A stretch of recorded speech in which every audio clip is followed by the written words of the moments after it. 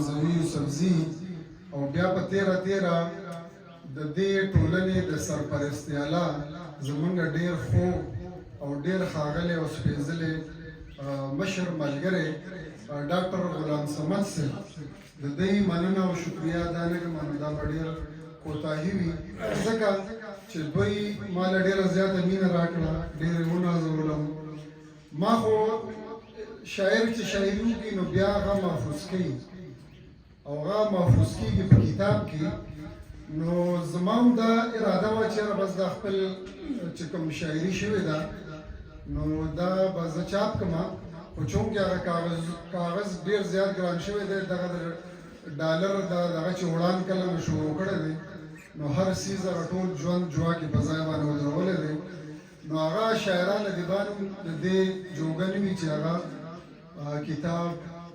په دې اوسني وخت کې چاپ کړي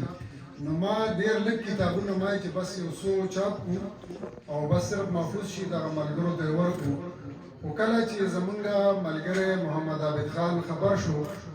نو هغه ما ته وویل چې نه داسې نه کوو چې ستا کتاب چاپ کېږي دا به ښه ګڼ تعداد کې چاپ کوو او بیا ډاکټر غلام صمد صاحب د هغې هغه بوج په سر باندې واغسته نو دغه هم په دغه باندې دوی ته سلام هم پېښ کړو څومره هم که مننې وکړم نو هغه به کمی او بیا بله مننه دا چې د دې کتاب مخکتنې هم دلته را جوړه کړه دا تاسو ټول ملګري دلته راوغوښتئ نو د دغې په لړ کې هم ډېره زیاته مننه کوم ښاد دې وي آباد دې وي دغه ټول ملګري په نن په دې غونډه کې چې کومو ملګرو